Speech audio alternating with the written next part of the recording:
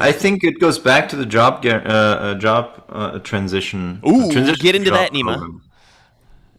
Well, this is what you and I support as okay. This is the one thing where, by virtue of the design of the system, the government has a responsibility to provide the people a job if the people can't earn money to pay the taxes that the system demands of the private sector. Right.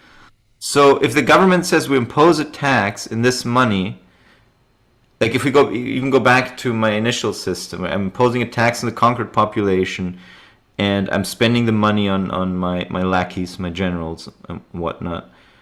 Um, the the the assumption is that I that I hire people, that I make this money available to people, so it can be paid back to me. If I don't do that, if I don't make enough money available, then I'm basically holding the private sector hostage. I mean, it's basically just turns to a bullying scheme. So what we think makes sense is for the government to provide a so-called federal transition job program, or some people call the job guarantee, where people, I mean, it could be made very decentralized, it could be grants made available by the federal government and then implemented on a community level, where people do things that are useful to the community, very simple things that it's easy to find workers for. And the wage paid in those jobs de facto becomes a sort of minimum wage. And this way, whenever there's an economic situation where people fall out of employment or whatever, this system could catch them and keep the system going without much of any shocks or crises ever having to occur, because you always have this constant Employer of last resort, basically. Employer of last resort scheme. And this also provides for almost full employment at any given point. I mean, no involuntary unemployment could exist in that kind of system, basically. You know, the only unemployment would be people who say, no, I don't want to do that federal transition job. Well, okay, then that's your choice. Sit there and do nothing, yeah. Yeah, that's your choice. There's no involuntary unemployment possible in that kind of system. And it basically is something that I think it would not be very inflationary. Actually, it would be paid to the lower earning sectors of society, so they could go out and consume. Companies can produce and earn an income from that, and hopefully then hire those people out of that federal transition job sector pretty quickly. And this would also make sure, I mean, it would address so many problems in society. We could just go down the list: unemployment, drug addiction, domestic abuse, depression, crime. There's so many things that are scientifically proven, correlated with unemployment, that we could, I mean, it would be a different world. It would be hard to imagine. There's all kinds of things like ghetto slums and all this stuff would not necessarily have to exist, because people can always find find some kind of a job. And so, yeah, that's what I think a federal transition job program would solve a lot of these problems very, very easily and very from the ground up. And I wanted to emphasize one of the things that you brought up, which is the private sector being to hire out these people. So if we want to talk about a real invisible hand here, let's talk about this one. It's not really invisible because I'm going to describe it very specifically. Is that, let's say, just at a local level, some small town or some small city out somewhere in America, right?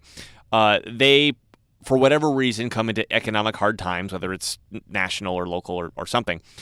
And I mean, there's other factors that are part of this, but one of the biggest factors is the fact that there's not enough money to go around to pay for everything. So if a business owner, let's say a restaurant or a cafe, for example, is open, they say, well, we need to have a certain capacity met in order to pay our bills, right? And if we're at 50% capacity, we're selling, 50% of the cups of coffee that we can actually sell if we were working full time, then we're going to close.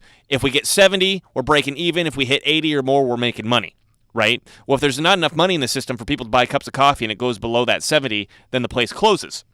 And then those people become unemployed. Now, if there's this federal transition job to catch those people and say, okay, you're going to start working for $15 an hour, and where that $15 an hour comes from isn't within the local system. It gets injected from nowhere from the federal government, which increases the amount of money in the local system.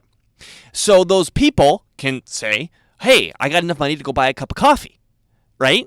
And then because there's enough money in the system that people can continue to consume the goods and get the production above a certain level. Okay, we're back up to 70, we're breaking even, we're at 80, we're doing good, we're at 90. I need to hire some more people. Now I can afford to pay more money than the federal transition job to hire that guy out of the federal transition job, and then what happens? That money injection stops. So there's a natural balancing factor between the two that's local and that's there that is, like Nima pointed out, much, much more resistant to national, international, or big economic shocks, because there's that employer of last resort to catch things and to get the financial situation not only just going again, but to stop it from stopping completely. Yeah, it makes full employment the objective, basically, and full. It's probably the least arbitrary objective you can set yourself. You could probably make a case as to why that's arbitrary too, but out of all the objectives that we claim to set for the federal government, it's probably the least arbitrary one you could come up with, because, as I said, by the design of the fiat money system, there has to be full employment to make it work smoothly. Right. Well, and then even logically, like we would even argue that this is a libertarian argument, right? If the government creates the problem and has to provide the solution, like if the government creates the problem of arresting you, it has to give you the right to a speedy trial and legal defense. Right. It's that example, the classroom example that Warren Mosler gave, where he's got a bunch of students sitting in front of him in the class, and he says, okay, I have a business card here. Anyone want to come work in the public sector here and clean up the classroom? No, nobody interested in my business cards. Well, what if I tell you that there's a guy with a 9mm at the door, and he won't let you leave unless you present one of these business cards? Now you want the business card. Now you're all unemployed. You all want this business card, but you don't have it. So now, okay, you're going to come here, clean up, whatever. Well, what if I don't give you the business card and I just have my guy at the door with a 9mm? Well, then I'm just holding you hostage, basically. Yeah. You know, that's what a government that seeks to balance its budgets or achieve achieve budget surpluses. That's what they're doing in effect, assuming balanced trade. Okay, because there's another way of acquiring net private savings in the private sector, and that would be through a current account surplus, aka an export surplus. But then at the end of the day, there has to be some other government deficit spending for your full employment in your country. So that's just to say that this is something that government, by creating the problem, they have to provide a solution, right? If I create unemployment by imposing a tax on you guys, I have to give you the money so you can pay the tax. I have to hire people so they can pay the taxes.